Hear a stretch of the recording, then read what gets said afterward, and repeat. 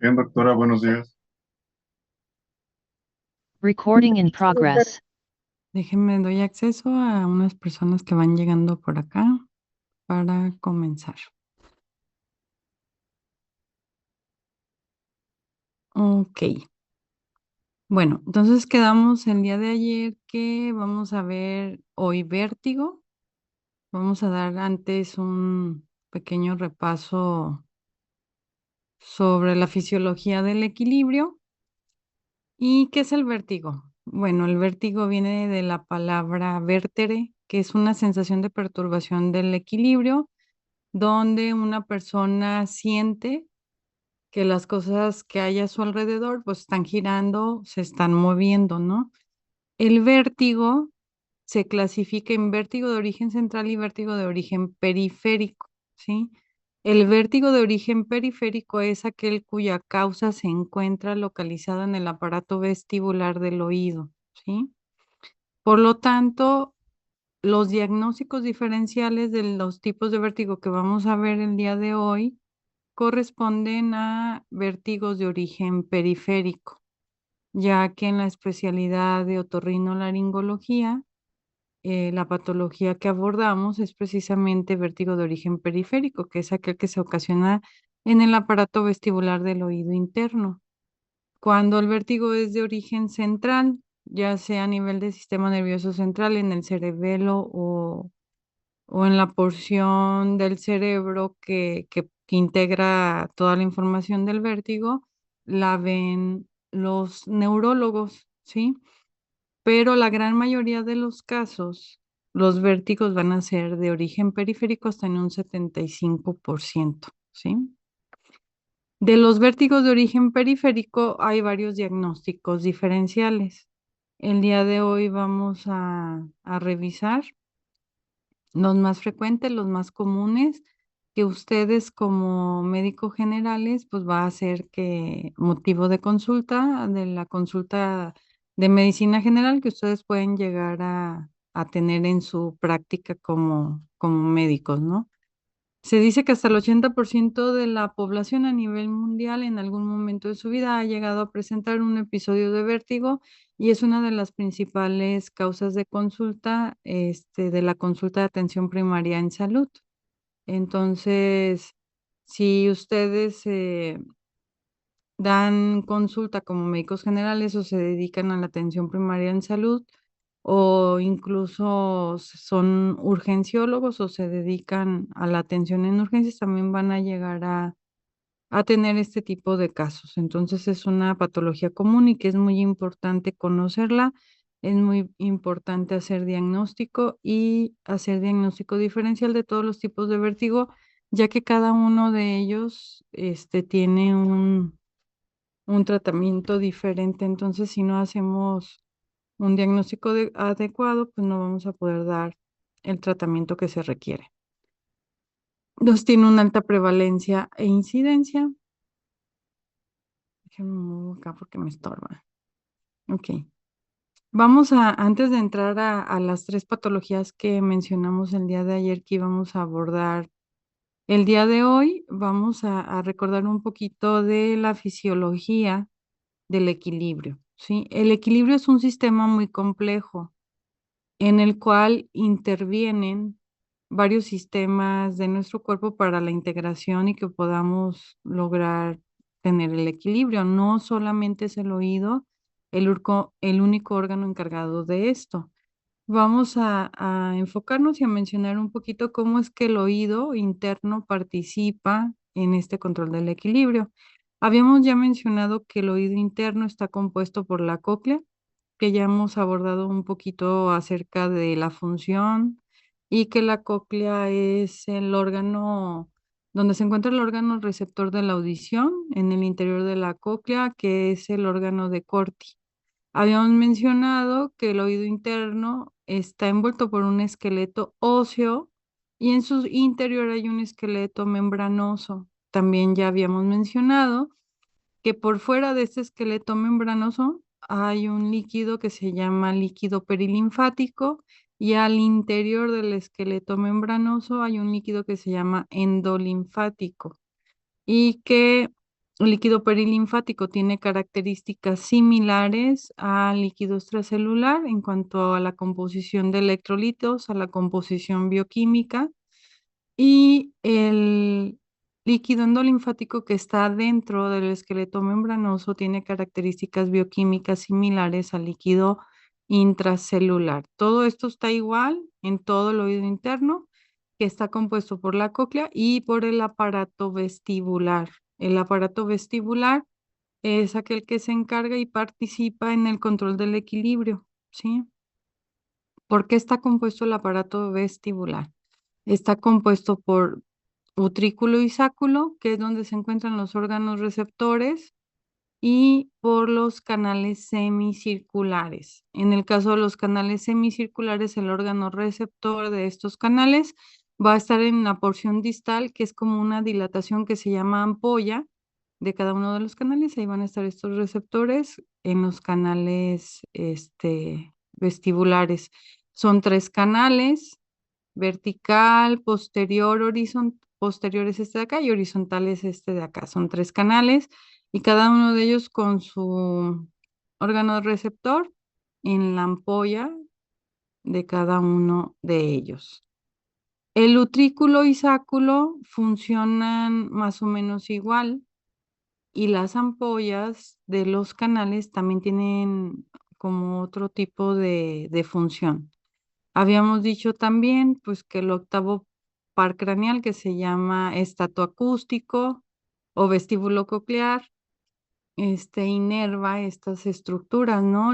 Tiene 2 porciones. La porción vestibular precisamente inerva todas estas ampollas de los canales semicirculares, el utrículo y sáculo, y la porción coclear, pues, va a inervar las células ciliadas del órgano de Corti, ¿sí? Este de aquí es una ampliación microscópica para ver las estructuras receptoras que se encuentran en los canales semicirculares. Y esta de acá es una amplitud microscópica para que podamos observar las características del utrículo y sáculo, ¿sí? ¿Hasta aquí vamos bien? Doctora. ¿No hay dudas? ¿Todo bien? Sí, todo bien. Ok. Entonces, vamos a describir cómo funciona los canales semicirculares y cómo es que funciona el utrículo y sáculo. Si se fijan, son diferentes, no funcionan igual, ¿sí? En las ampollas de los canales de los canales semicirculares, vamos a tener esta estructura. Va a haber unas células ciliadas parecidas a las que están en el órgano de Corti de la cóclea, cada una de ellas inervadas por ramas terminales de la porción vestibular del octavo par craneal. Y en la superficie de estas células ciliadas va a haber una gelatina, ¿sí? Una especie de gelatina que se llama cúpula, ¿sí? Aquí va a estar, aquí va a estar, aquí va a estar. La posición diferente de estos canales semicirculares nos ayuda a que tengamos como una percepción, por así decirlo, en 4D espacial de lo que está sucediendo, ¿sí? Para eso es la posición diferente. Entonces, por ejemplo, si yo giro la cabeza, si mi cuerpo se mueve, pues esta gelatina se va a mover, ¿no? Entonces, este movimiento de la gelatina es lo que va a despolarizar, va a estimular a las células ciliadas y va a mandar la información. Si se fijan, el utrículo y sáculo funcionan un poquito diferente.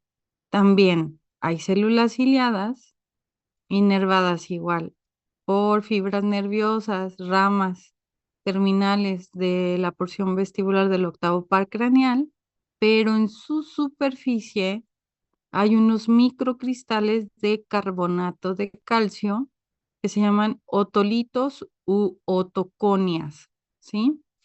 Estos cristalitos de carbonato de calcio van a estar aquí en su superficie y de igual manera con los movimientos pues se van a mover y van a rozar las células ciliadas y van a mandar información, ¿no? Van a despolarizarlas y esta información va a viajar a través de estas ramas terminales, ¿no?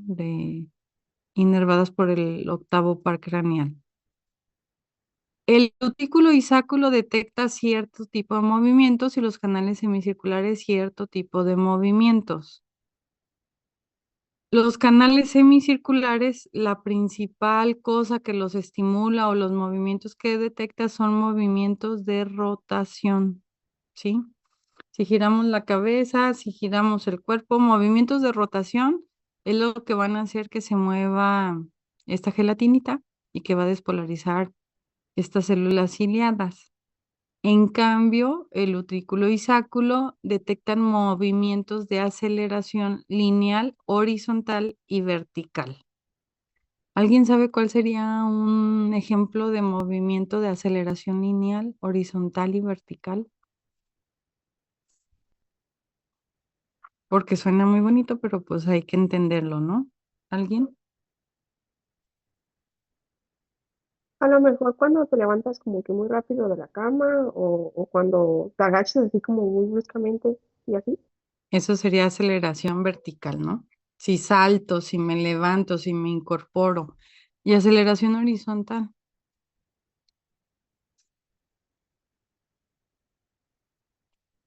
Podría ser como ir en el carro con el transporte. Exacto. Cuando vamos en el carro y, por ejemplo, llegamos a un alto y el carro frena y nosotros tenemos esta inercia, ¿no? Esa aceleración horizontal. Al caminar, por ejemplo, hay los dos tipos de aceleraciones, ¿no? Porque hacemos así como un brinquito al caminar, pero a la vez nos vamos desplazando horizontalmente, ¿no? Entonces ahí hay tanto aceleración vertical como aceleración horizontal. Cuando estamos en un elevador, pues sentimos así raro porque nuestros otolitos por allá se quedan arriba y es aceleración vertical, ¿no? Entonces todo lo que sea lineal va a estar detectada por el utrículo y sáculo precisamente por el movimiento de estos otolitos. Y los movimientos circulares de rotación van a estar detectados por la ampolla, ¿sí? Esto puede venir en el examen. ¿Sí quedó claro o no? Sí, doctora. Ok. Entonces, otra vez. El aparato vestibular se encuentra localizado en el oído interno y está compuesto por los canales semicirculares, que son tres, y por el utrículo y sáculo.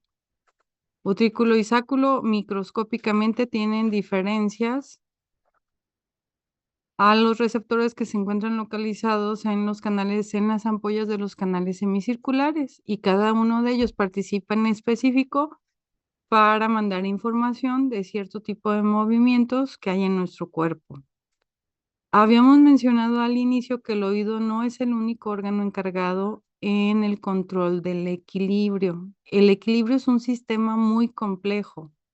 Para nosotros es muy fácil porque desde que nacemos empezamos a desarrollar la movilidad motriz, empezamos a caminar como al año de edad, empezamos a hacer actividades y nuestra motricidad fina se va desarrollando desde la infancia.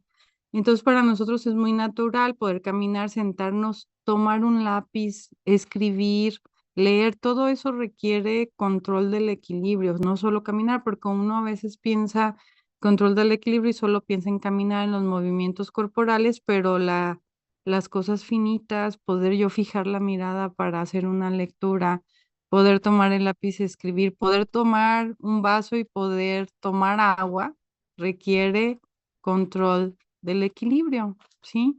Y esto lo estamos desarrollando pues desde que nacemos prácticamente. Entonces a nosotros nos parece como algo muy sencillo, pero realmente es un sistema muy complejo. El oído es la información que manda, ¿sí? A nivel del sistema nervioso central, pero hay otros órganos en el cuerpo que mandan información y toda tiene que llegar al mismo tiempo para que se desencadenen los mecanismos para poder hacer todas las actividades que hacemos en nuestro día a día. El sistema somatosensorial, por ejemplo, si se acuerdan que hay unos receptores en nuestras articulaciones, hay receptores somatosensoriales. Es por ello que, por ejemplo, mi cerebro sabe que yo estoy sentada porque tengo mis rodillas flexionadas, porque una superficie de mi muslo está tocando la silla. Entonces, el sistema somatosensorial está mandando información de la posición de mi cuerpo, ¿sí? Y el cerebro tiene que saber cómo está nuestro cuerpo. Espero que todos estén sentados y no estén acostados y les esté mandando esa información de que están sentados. Este, la vista manda información, pues, de lo que hay alrededor, ¿no? Para nosotros hacer un movimiento es un sistema tan fino y tan controlado que yo sé, o sea, no necesito pensar, aquí tengo un vaso con agua, lo estoy viendo y mi ojo dirige la mirada hacia el vaso y automáticamente sabe qué movimiento tiene que hacer para poder levantar el vaso. Incluso calcula más o menos hasta el peso para poder hacer esta acción y mandar la información a los músculos. Les digo, como que a veces no nos detenemos a pensar lo complejo que es. Las articulaciones mandan información de la posición de nuestro cuerpo para que el cerebro sepa en qué posición nos encontramos, ¿sí? El cerebro le llega la información del oído, le llega la información del ojo, le llega la información del sistema somatosensorial y manda comandos, manda como qué es lo que tiene que hacer cada uno de nuestros músculos para la actividad que estamos planeando hacer y poder caminar, agacharnos, levantarnos, pues todos estos tres órganos o estos tres sistemas participan en este control del equilibrio, ¿sí? Existe además, pues, muchas interconexiones neurales de estos sistemas precisamente para poder que el cerebro controle y mande estos comandos para poder hacer las actividades que normalmente hacemos. Hay uno muy específico que se llama reflejo vestíbulo ocular. Hay conexiones interneurales del aparato vestibular hacia los músculos periauriculares que hacen que muevan nuestros ojos, precisamente para que no nos mareemos, para que podamos hacer la actividad. ¿Cómo se puede evaluar este reflejo vestíbulo ocular? Con una prueba muy sencillita. Ustedes se pueden colocar detrás del paciente y detenerle la cabeza y decirle que vea un punto fijo al frente. Le van a decir, ¿sabes qué? Ahí está este cuadro enfrente. Tú vas a estar viendo ese cuadro y no vas a apartar la mirada, la vas a mantener fija en ese objeto. Y ustedes hacen movimientos involuntarios, le van a decir nada más flojito y cooperando, yo voy a mover tu cabeza, pero tú vas a mantener la mirada fija al frente, se hacen movimientos de la cabeza y existe, y ahí podemos evaluar este reflejo vestíbulo ocular. ¿En qué consiste?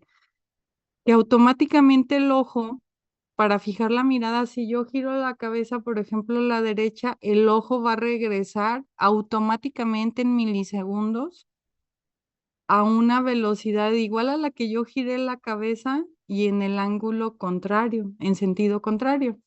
Si yo giro la cabeza a la derecha, automáticamente el ojo, sin que el paciente piense, voy a regresar la mirada para seguir con el punto fijo al frente, es un reflejo automático, el ojo rápidamente se va a desplazar en sentido opuesto hacia donde giré la cabeza del paciente a la misma velocidad, pero en sentido contrario, ¿sí?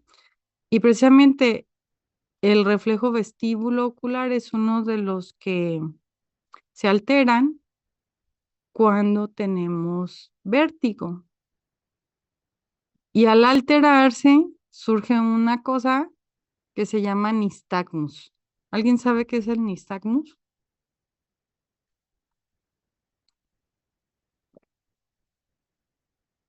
Pues creo Rápido que e es el involuntario. movimiento involuntario de los ojos hacia un lado.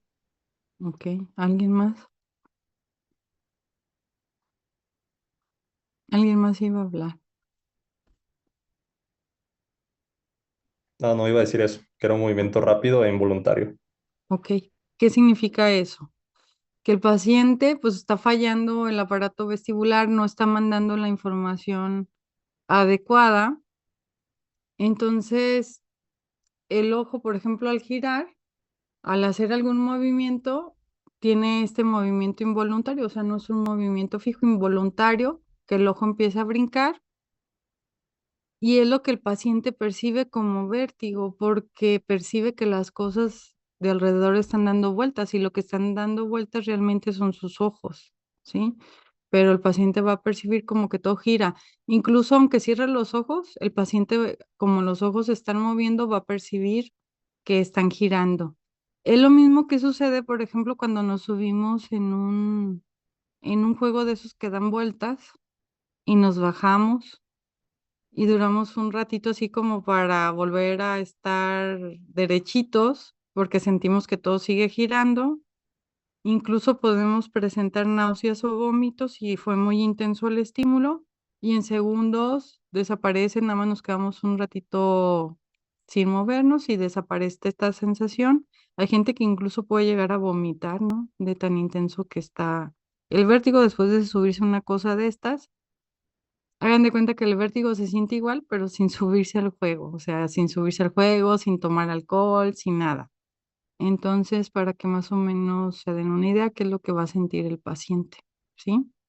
Entonces, ya habíamos mencionado que el vértigo se clasifica en origen central y vértigo de origen periférico y que los que abordamos en la especialidad de otorrino son vértigo de origen periférico o aquellos ocasionados a nivel que la causa está a nivel del aparato vestibular, ¿sí? Las características de este nistagmus, al momento de evaluarlo nosotros en la consulta, nos van a ayudar bastante a nosotros a ver si se trata de vértigo de origen central o vértigo de origen periférico, aunque la gran mayoría de los casos va a ser de vértigo de origen central, perdón, de origen periférico. En el caso de los de origen central, casi siempre van a tener otra sintomatología además del vértigo, como marcha atáxica, como alteración de algún otro par craneal, o sea, es raro que sea nada más vértigo cuando es de origen central y eso nos va a ayudar. Y las características de este nistagmus, sí o sí, un paciente cuyo motivo de consulta es vértigo, que llega y ¿por qué viene? Porque estoy mareada, porque tengo vértigo. Hay gente que ya llega diciéndote que tiene vértigo. Tenemos que valorar el nistagmus porque es el signo clínico que debemos buscar en un paciente con vértigo, ¿sí? Puede ser que el paciente además tenga marcha inestable, se acompañe de náuseas, vómitos, sudoración y demás. Ahorita vamos a ver cómo se presenta cada uno de los diagnósticos diferenciales que vamos a abordar hoy. Hay un montón de causas de vértigo de origen periférico, ¿sí? Pero nos vamos a quedar con estos tres que son los más comunes que ustedes van a llegar a poder ver en la consulta, ¿sí? Este, los signos y síntomas de los desórdenes vestibulares son causados por cambio en los receptores vestibulares angulares y lineales. Los receptores angulares son los canales semicirculares que detectan el movimiento giratorio y los lineales es el utrículo y sáculo que ya mencionamos que detectan aceleración lineal, horizontal o vertical, ¿sí? El vértigo paroxístico benigno es el más común de todos los tipos de vértigos. Ahorita nos vamos a meter un poquito más en este para poder entenderlo y explicar un poquito más. ¿Hasta aquí tenemos alguna duda? ¿Comentario? ¿Nada? ¿Todo bien? Denme un segundito, nada más voy a contestar algo que me están preguntando. Uno de los profesores de CUT. No me tardo nada.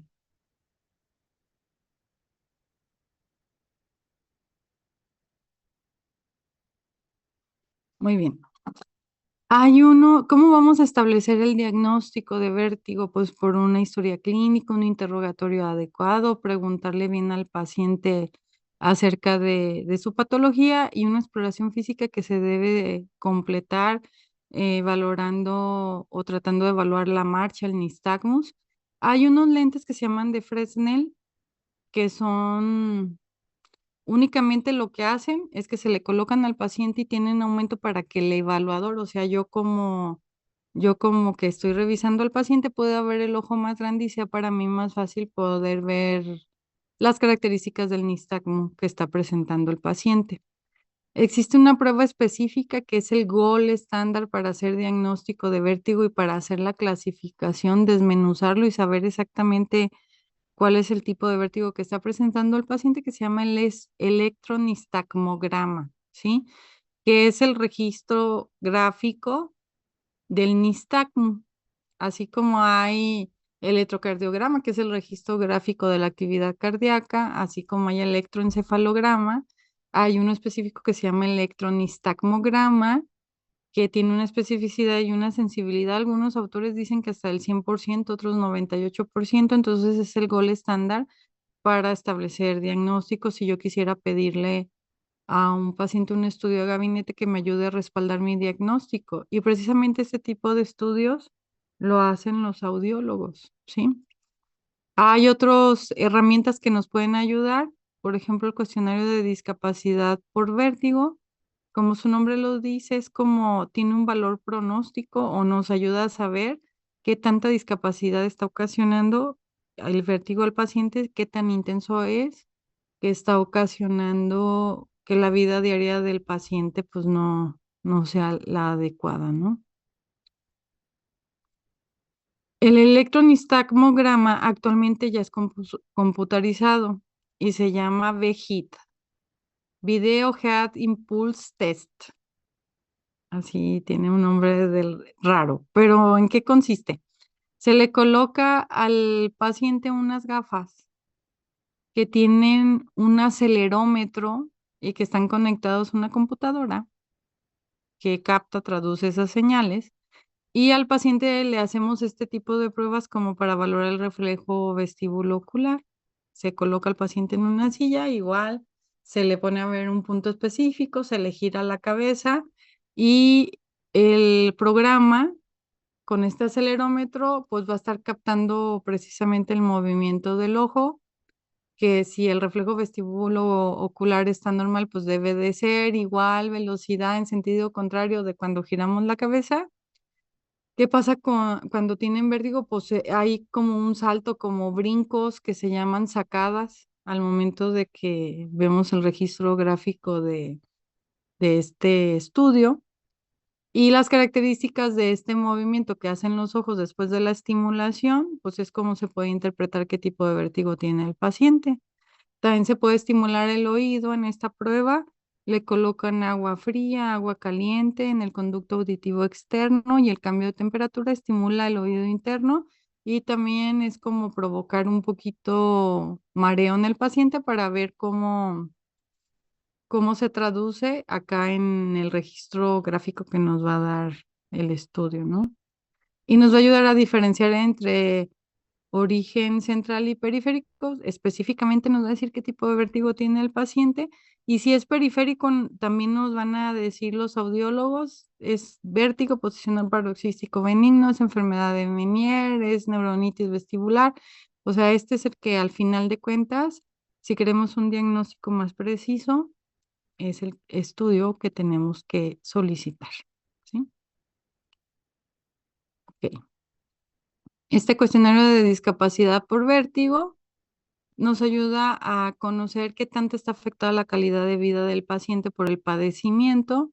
Les digo, tiene también un valor pronóstico o incluso nos ayuda a nosotros saber, supongamos que el paciente llega de primera vez a la consulta, le hacemos el diagnóstico de vértigo, le hacemos el cuestionario, iniciamos con tratamiento, lo citamos al mes, le volvemos a hacer el cuestionario y nos sirve como parámetro de mejoría para nosotros saber si está funcionando el tratamiento que le hemos dejado al paciente. Hasta aquí vamos bien, me pueden interrumpir, ¿eh? No sé si voy rápido o algo. Este, Son una serie de preguntas y dependiendo el puntaje que obtenga el paciente en este cuestionario, nos va a decir si hay ausencia de discapacidad, si es moderada, si es severa y mide el aspecto emocional, funcional y físico del paciente. ¿Sí? Ok, ¿hasta aquí vamos bien? Sí, todo bien, doctora. Muy bien, entonces ya vamos a ver los tres diagnósticos diferenciales que puede venir un caso de alguno de estos en el examen. Y es importante hacer diagnóstico diferencial. El primero de ellos es la neuronitis vestibular. La neuronitis vestibular es de inicio súbito, intenso, y casi siempre los pacientes con este padecimiento van a acudir al servicio de urgencias. Es raro que lleguen a la consulta externa de otorrino o a la consulta normal de medicina general. Es tan intenso, tan súbito, que el paciente no va a poder hacer sus actividades, no va a poder ir a trabajar, no va a poder ir a la escuela. A veces hasta requieren que los acompañen al baño porque hasta para ir al baño sienten que se van a caer, o sea, es intenso. Por lo tanto, pues van a ir a urgencias. Entonces, a lo mejor en las cruces por ahí pueden llegar a tener algún paciente con neuronitis vestibular, ¿sí? Entonces, es un vértigo muy intenso acompañado de náuseas. A veces el paciente no está tolerando la vía oral, no puede comer porque está vomitando, ¿sí? Dificultad para la deambulación, incapacitado para realizar actividades cotidianas y puede acompañarse de acúfeno. Casi siempre cuando llega el paciente a urgencias va a ser un padecimiento de horas de evolución, ¿sí? Porque un paciente con esta intensidad de vértigo que no puede ni comer, que no puede hacer sus actividades cotidianas, que no puede ir a trabajar, pues no se va a esperar en su casa 2 o 3 días. Generalmente pues van a ir a las horas porque es una sensación muy desagradable estar con este tipo de mareo. Desde ahí podemos empezar a hacer diagnóstico diferencial, ya que vamos a ver que los otros dos tipos de vértigo que vamos a abordar hoy, pues las características son totalmente diferentes a las que estamos mencionando para este vértigo en específico. No se sabe la causa precisa. La más aceptada o de la que hay más evidencia es de que sea de origen infeccioso viral. Es un virus que llega directamente al oído interno. Puede ser traumático o autoinmune, pero la teoría más acertada es de que sea de origen viral. Y el paciente puede o no tener el antecedente de que tuvo infección de vías respiratorias viral superior, o puede decir es que yo no tenía nada, ni gripe, ni nada, y solo empecé con el vértigo. O sea, el virus se va directo al aparato vestibular y la otoscopía casi siempre va a ser normal. Es importante que les quede claro eso, porque luego me llegan los pacientes a la consulta y me dicen, es que vine porque ya he ido con varios médicos generales y me dicen que mi oído está bien y que yo creo que no saben por qué tengo vértigo si el oído está normal. Créanme que en todos los tipos de vértigo, la otoscopía, los hallazgos en la otoscopía van a ser normales. Es por eso que tenemos que buscar el signo clínico, que es el nistagmus, que es el signo clínico característico del vértigo, para nosotros poder hacer el diagnóstico, ¿sí? Entonces, tenemos que tener en cuenta este diagnóstico cuando llega el paciente a la consulta con este vértigo tan intenso, vomitando, que no puede ir a trabajar, que se siente terrible, que no puede comer.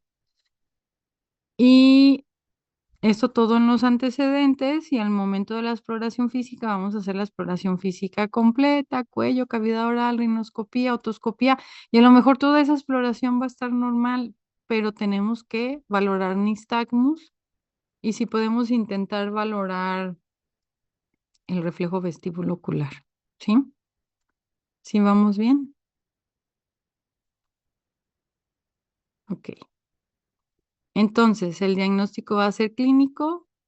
El electronistagmograma, en el caso de la neuronitis vestibular, casi siempre lo vamos a dejar para un segundo tiempo. Imagínense, cuando nos hacen un electronistagmograma, nos marean, nos provocan vértigo con todo lo que nos hacen, precisamente para poder graficar las características del nistagmus.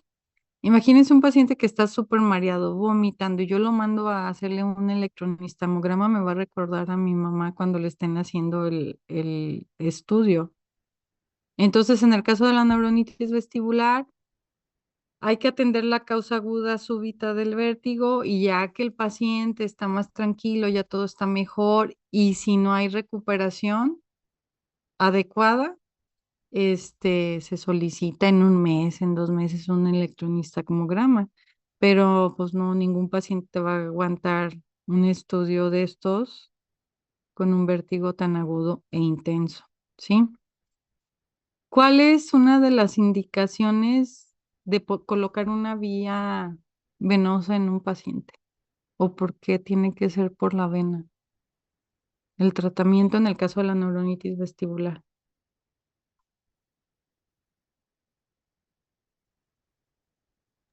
Que En es esta me tanto imagino. el... Ay, No les entendí. A ver. Bueno, sí, que... no. Tú, Denise, tú explica. Perdóname, una es que no hay tolerancia al oral. Exacto, si no toleran la vía oral, imagínense, pues le dejamos tabletas y pues las va a vomitar, ¿sí?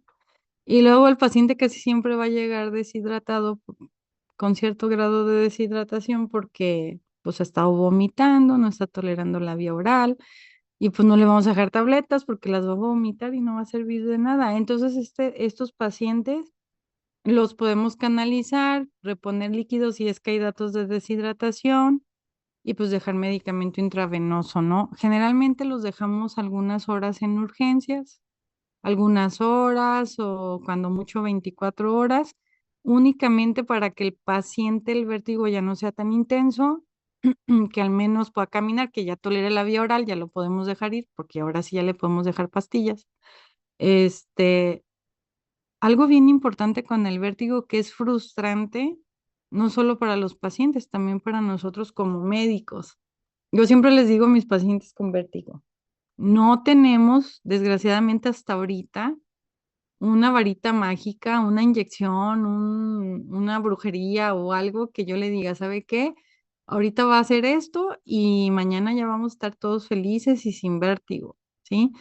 En el caso de la neuronitis vestibular, el objetivo principal del tratamiento inicial es que no sea tan intenso, que no le impida hacer más o menos sus actividades cotidianas y que no esté vomitando, ¿no? Que ya esté tolerando la vía oral, que ya pueda comer, que ya podamos dar seguimiento con tratamiento en casa.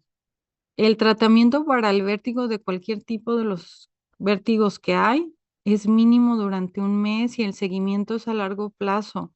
Es difícil que un paciente con vértigo, así de aquí a mañana, con un tratamiento, ya quede al 100. De hecho, los pacientes con neuronitis vestibular, después del tratamiento intravenoso, que se les puede dar alguna benzodiazepina, se les puede dar difenidol intravenoso, se les rehidrata y demás, va a salir no con cero de vértigo. Y es importante explicarle al paciente porque si no se va a desesperar. Oiga, doctora, ¿cómo me va a dar de alta si todavía me siento medio mareado? Sí, pero ya puede comer, ya no está vomitando, ya puede caminar usted solo para ir al baño, ya puede más o menos hacer. Sí, pero todavía me siento medio mareado. Sí, va a durar todavía varios días mareado. O sea, sí es importante explicarles. El objetivo del tratamiento, y les vamos a dejar medicamento para un mes más o menos, ya para casa, ya que pasó la etapa aguda, podemos dejar difenidol, podemos dejar sinaricina, podemos dejar betaistina, pero el tratamiento es un mes, sobre todo con sinaricina o betaistina. El difenidol lo dejamos por unos 5 días nada más, vía oral ya después de que se van. Y le decimos que el objetivo del tratamiento es que este episodio sea cada vez menos frecuente y menos intenso, que conforme pasen los días ya no esté tan intenso, que a lo mejor ahora al hacer algún movimiento se va a desencadenar ya este vértigo, pero ya no es de que le va a durar todo el día mareado, ¿sí? Y es importante platicar bien con los pacientes porque sí se llegan a desesperar. El más común de todos los vértigos de origen periférico es este vértigo postural paroxístico benigno. Y el propio nombre de la enfermedad la describe. Es un vértigo que se presenta a los cambios de posición y que tiene paroxismos, o sea, que hay episodios de exacerbación y de remisión y que generalmente la causa pues no es algo grave, ¿no? Y ya hay una fisiopatología bien conocida y establecida. Una de ellas es insuficiencia vertebrovascular, por ejemplo, adultos mayores que la arteria vertebrobasilar es la que irriga la porción interna del oído, que viaja, sube por el cuello a través de los agujeros vertebrales y ya ingresa al cráneo y ya llega y nutre el aparato vestibular. Conforme pasan los años hay rigidez arterial, puede haber aterosclerosis, pudimos tener algún problema a nivel de cervicales que ocasiona una hipoperfusión a nivel del oído interno y que este sea la causa del vértigo. Es más común en personas mayores, en adultos mayores. O hay otra causa que son alteraciones en los otolitos. Una de ellas se llama cupulolitiasis. ¿Alguien leyó qué es eso? O canaliculolitiasis. Se puede nombrar de cualquiera de las dos formas. ¿En qué consiste eso?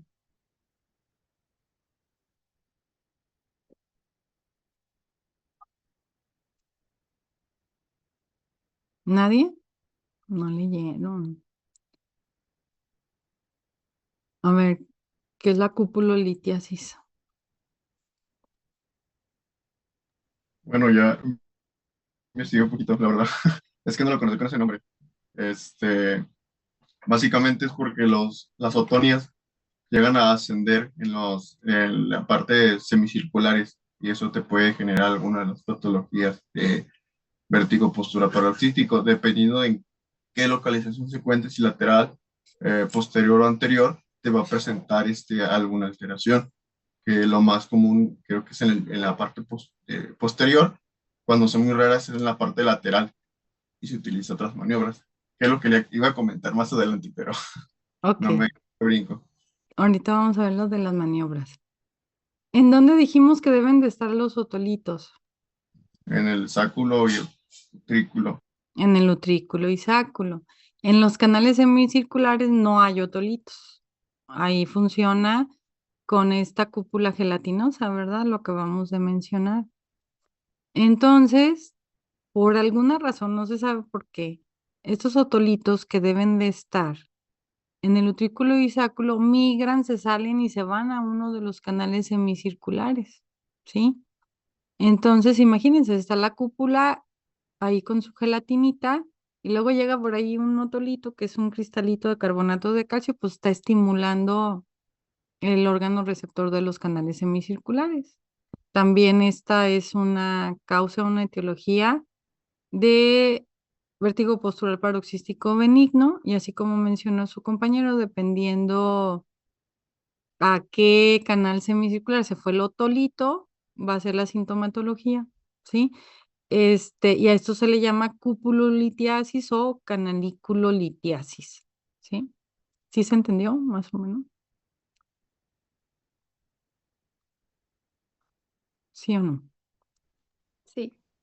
Ok. Entonces, ¿cuáles van a ser los signos y síntomas? Si se fijan, van a ser muy diferentes a una neuronitis vestibular. Aquí va a ser un vértigo tipo rotatorio que se incrementa los cambios de posición, dura segundos a minutos. El paciente va a estar asintomático por periodos de tiempo. Entonces, este paciente va a llegar a la consulta normal, no va a llegar a urgencias, ya sea la consulta de medicina general, medicina familiar o con el otorrino, y la historia va a ser muy diferente. El paciente te va a mencionar, tengo unos meses que empecé con un vértigo o tengo unos meses que empecé con un mareo que yo noto que se incrementa cuando me agacho, me levanto o giro la cabeza o me quiero incorporar de la cama. Al hacer este tipo de movimientos, llega esta sensación de mareo, me tengo que esperar así un poquito como para que pase, pero a los minutos o segundos pasa. Al inicio empecé que era así como esporádico, algún día que me agachaba rápido, me levantaba o algo, me llegaba esta sensación y pensé se me va a pasar, pero he notado que cada vez ha sido más frecuente, que cada vez, pues ya todo el día con cualquier movimiento rápido que haga me llega esta sensación de mareo y es por eso que acuden a la consulta, ¿sí? Si se fijan, la historia clínica es muy diferente que un paciente con neuronitis vestibular y con eso podemos establecer nuestro diagnóstico diferencial. Se puede llegar a acompañar de náuseas o vómitos cuando el vértigo está así intenso en esa etapa que está mareado el paciente. No siempre, a veces te dicen, no, nada más siento mareo, pero no, ha tenido náuseas, ha vomitado, no, nada más he sentido el vértigo. Algunos sí te pueden llegar a mencionar, cuando una vez me dio más intenso, sí tuve náuseas y vómitos al momento del vértigo. Síntomas neurovegetativos, va a decir, es que me llega como sudoración, como que mi hija me vio y estoy pálida cuando me llega eso se refiere con síntomas neurovegetativos. Igual manera hay que hacer una exploración física completa de la marcha, buscar intencionadamente el nistagmus para ver sus características y otra vez la otoscopía generalmente va a estar normal porque el afectado es el oído interno y pues en el otoscopio no alcanzamos a ver el oído interno, ¿sí? Sí queda más o menos claro, sí pueden hacer diagnóstico diferencial. Sí, Entonces, la otoconia, otolito o cristal de carbonato de calcio se va del utrículo osáculo y se va a un canal semicircular. Esa es una de las etiologías. O esta hipoxia por insuficiencia vertebrovascular, esto que acabé de mencionar, que no llega suficiente aporte de oxígeno por la sangre, porque hay por ahí una falla en la arteria vertebral que es la que nutre el oído interno, ¿sí? ¿Cómo vamos a hacer el diagnóstico clínico? Perdón, aquí falta una L. Maniobras de Dish-Hallpike y electronistagmograma. Es más común que en posicional paroxístico podamos pedirle desde el principio al paciente el electronistagmograma porque generalmente no va a tener un mareo tan intenso cuando acude a la consulta. ¿Alguien sabe en qué consiste estas maniobras de Dish-Hallpike? Es ah, poner el paciente en una posición neutral y como tipo como si fuera a acostar, pues. En eso, pues el paciente se va a poner en inercia y una vez que ya esté acostado, se va, ándale, exactamente. Ya se le va a pedir que rote, bueno, le vamos a rotar la cabeza y al rotar la cabeza al momento de descender, vamos a ver básicamente el nictasmo. Entonces, donde se vaya moviendo el nictasmo, vamos a ver la lesión que va a tener. Eso lo he hecho mucho en la práctica de fisiología.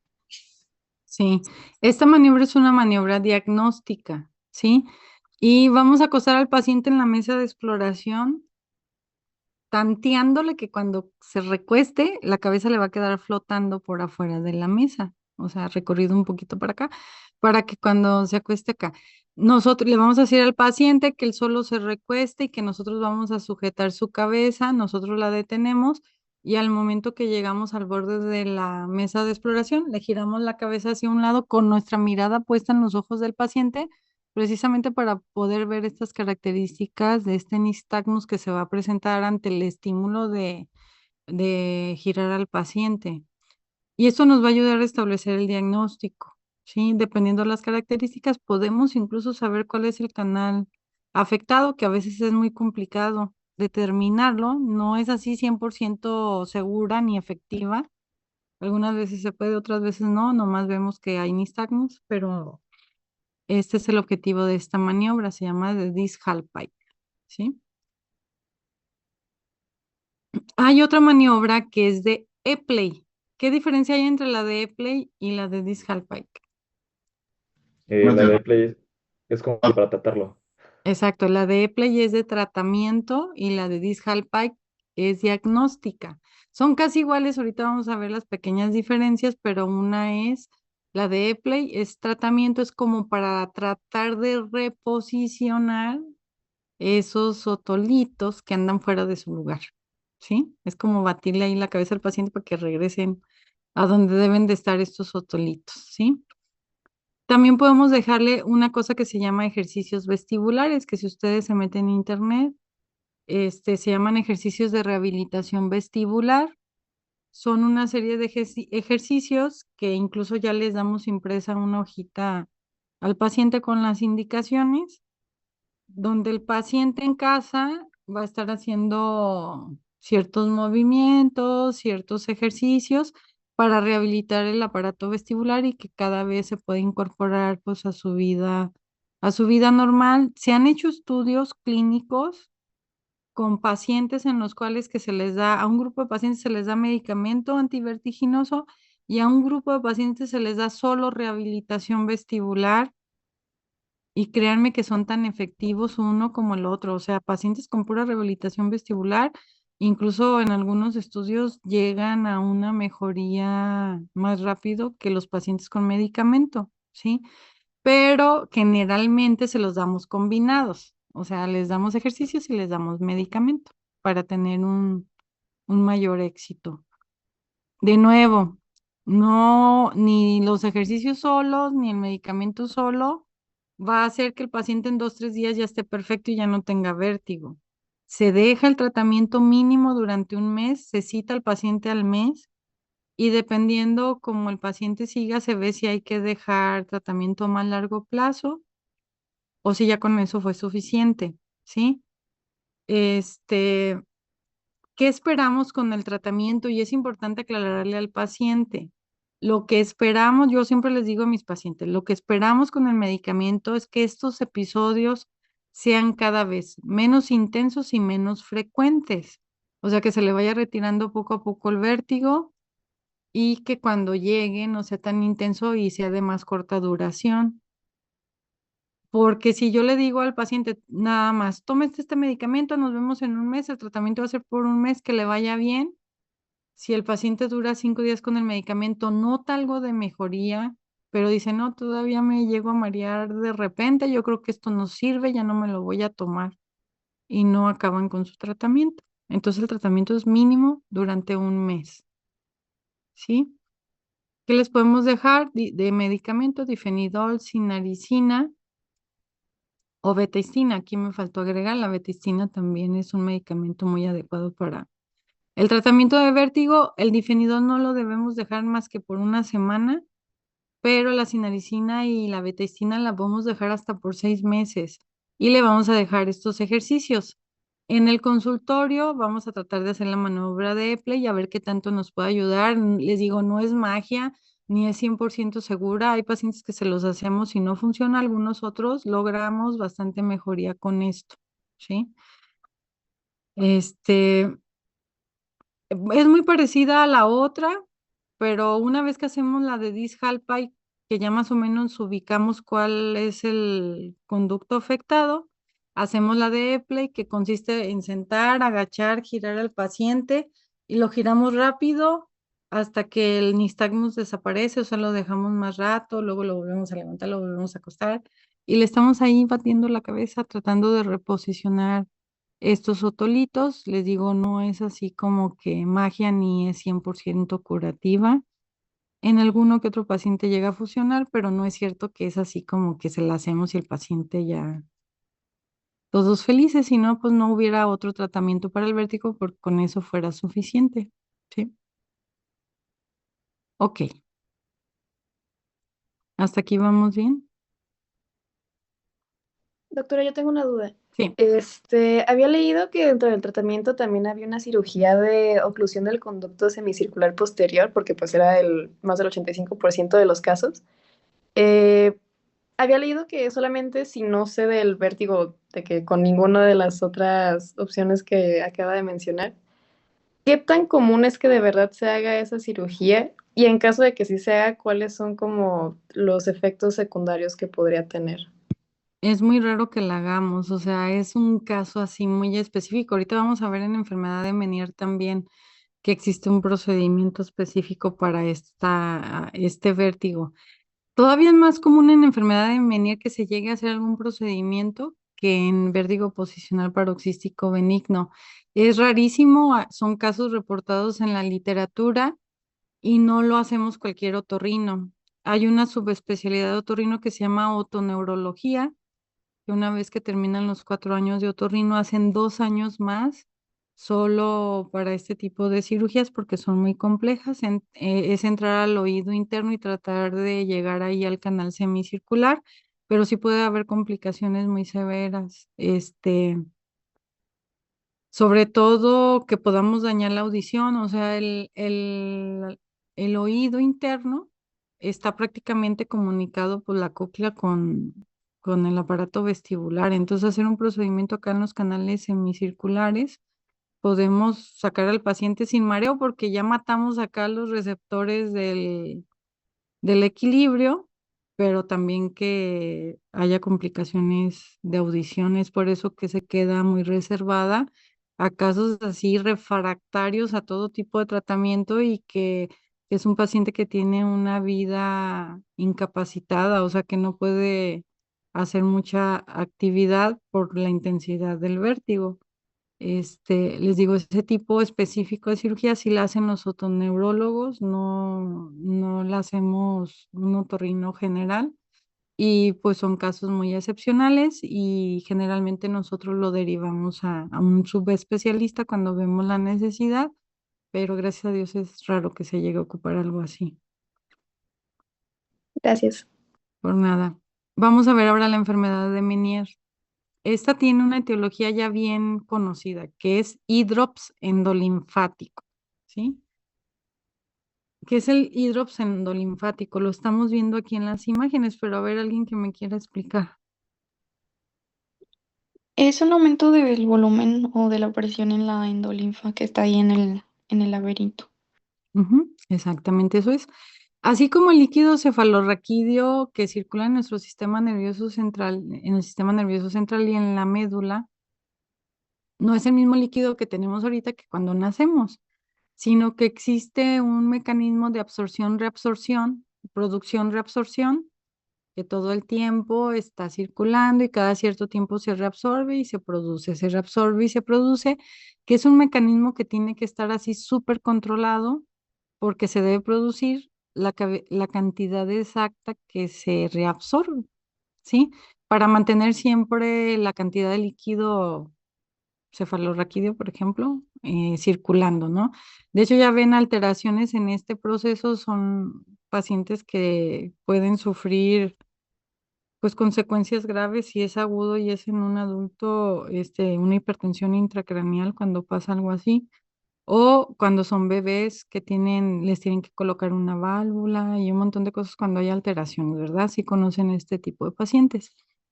Pues hagan de cuenta que aquí el líquido, habíamos dicho que hay un líquido perilinfático y un líquido endolinfático. El perilinfático está por fuera del esqueleto membranoso y el endolinfático por dentro del esqueleto membranoso. En el oído interno existe igual un mecanismo de producción-reabsorción. O sea, este líquido está circulando, está en una cantidad igual y hay este mecanismo que lo reabsorbe cada cierto tiempo y lo produce para mantener equilibrada la cantidad de líquido.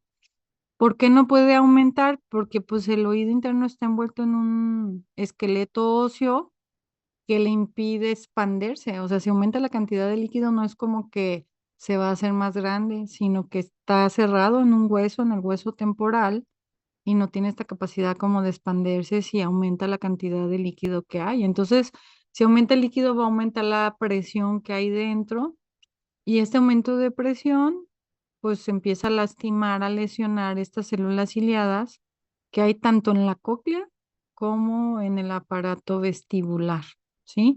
Entonces el laberinto membranoso se va a dilatar. Sucede, o sea, se sabe que esta es la causa de la enfermedad de Meniere, lo que no se sabe es qué lo desencadena o precipita, porque no crean que el paciente todo el tiempo tiene este hidrops, sino que este paciente también va a tener episodios de exacerbaciones y remisiones de su vértigo. Es un vértigo intenso que dura horas y luego solito se quita, pero ¿qué diferencia o qué nos puede hacer sospechar que es enfermedad de Meniere? Que cuando el paciente tiene vértigo, o sea, ahorita estoy mareada y les da hipoacusia y acúfeno al momento del vértigo, o sea, sienten que no escuchan, porque el hidrops no es exclusivo del aparato vestibular, sino que aquí sí se va a acompañar de sintomatología auditiva, porque se aumenta la presión, no solo el aparato vestibular, sino de la cóclea también, ¿sí? ¿Sí queda más o menos claro? Sí, Ok, cuando pasa esa crisis de hidrops, porque luego como que todo regresa a la normalidad, pasa el vértigo, ¿sí? Entonces como por episodios, no es de que ya se quedó ahí todo congestionado con su hidrops el paciente, sino que es por periodos de tiempo, que es cuando tiene síntomas el paciente. Entonces va a haber periodos recurrentes de vértigo acompañados de hipoacusia y el paciente va a decir, es que cuando estoy mareado no escucho o escucho muy poquito. Pasa el mareo y ya, ya puedo escuchar, ¿sí? También va a haber acúfeno, sensación de que el oído está tapado al momento de que le está el cuadro clínico activo. O sea, es así como se activa el cuadro, duran horas mareados, no escuchan bien, pasa ese tiempo de que ya regresa el mareo a lo normal y ya regresa la audición, ¿sí? El diagnóstico va a ser clínico y aquí debemos pedir audiometría. Si es una enfermedad de Meniere mal controlada de mucho tiempo de evolución, el paciente a la larga puede tener una lesión en la cóclea y que le quede una hipoacusia permanente, pero casi siempre al inicio, o sea, esto es cuando ya pasaron años y no se controló bien el paciente o algo, casi siempre al inicio, si le hacemos la audiometría en el momento que está el vértigo, va a haber una hipoacusia, o sea, va a haber una hipoacusia en la audiometría. ¿De qué tipo? ¿Conductiva o neurosensorial? Neurosensorial. Neurosensorial, ¿sí? ¿Por qué? Porque está afectada la cóclea. Pasa ese periodo de crisis de vértigo y le hacemos otra audiometría y va a salir normal, ¿sí? O sea, esa es una cosa bien típica de la enfermedad de Meniere y que nos va a ayudar a hacer diagnóstico diferencial. Aquí sí hay que pedir electronistagmograma, es bien importante porque ahí pues, nos van a dar el diagnóstico. Con el puro electronistagmograma nos van a decir es una enfermedad de Meniere, ¿sí? Y les digo, va a haber una hipoacusia neurosensorial del oído afectado. Si se fijan, el corchetito y las bolitas están acá abajo, es el oído derecho. Acá está el oído izquierdo, normal. Pero la característica es cuando pasa la etapa aguda del vértigo, esto ya regresa a lo normal.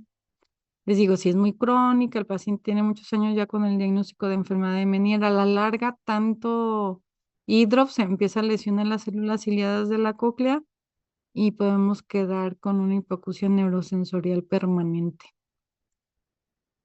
Entonces, ¿qué es la cetazolamida?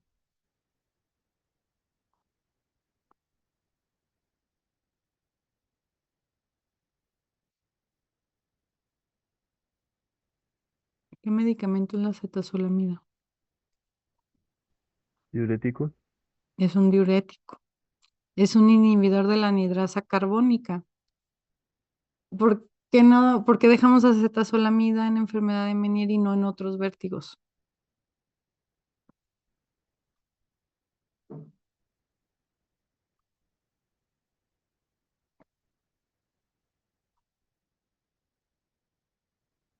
¿Por qué?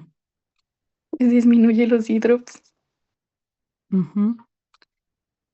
Es un diurético, entonces ayuda al equilibrio hidroelectrolítico y nos va a ayudar a controlar la enfermedad de Meniere y la podemos dejar incluso a largo plazo, dependiendo cómo se comporte el paciente. Imagínense, ¿le serviría cetazolamida a un paciente con vértigo posicional paroxístico benigno?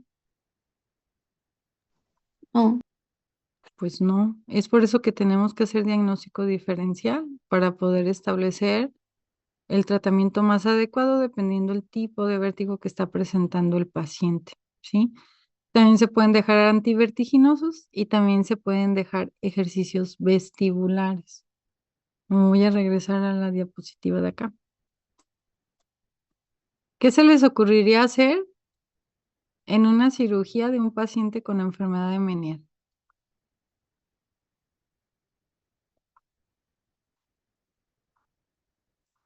¿Qué creen que se pudiera hacer?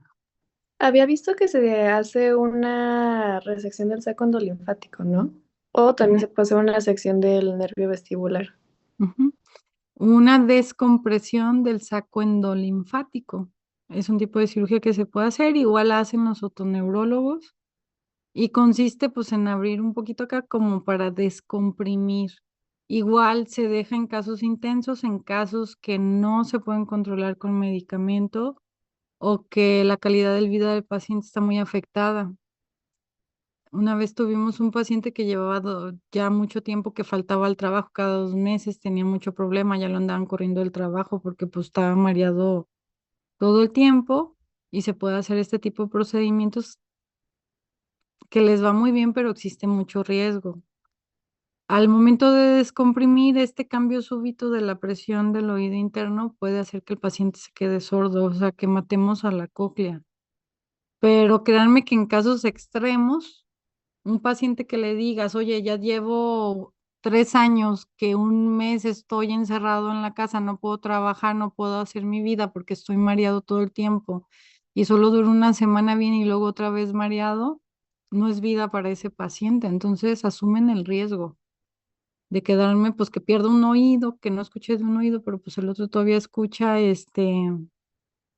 créanme que asumen el riesgo muchos cuando es así de incapacitante, porque la gran mayoría de los casos responden muy bien al tratamiento con medicamento. Entonces, se queda para casos complicados y para casos bien estudiados y bien precisos, porque pues puede haber complicaciones no tan agradables, ¿verdad? Muy bien, jóvenes. ¿Dudas, preguntas? Nada, ¿todo bien? Hablen ahora o callen para siempre. Ok, mañana vamos a empezar con rinofaringitis aguda y crónica y yo voy a ver si alcanzamos a ver hipertrofia de adenoides, ¿sí? Para que le den una leída a esas patologías, por favor. ¿Sale? Muy bien, que tengan excelente día. Nos vemos mañana puntuales.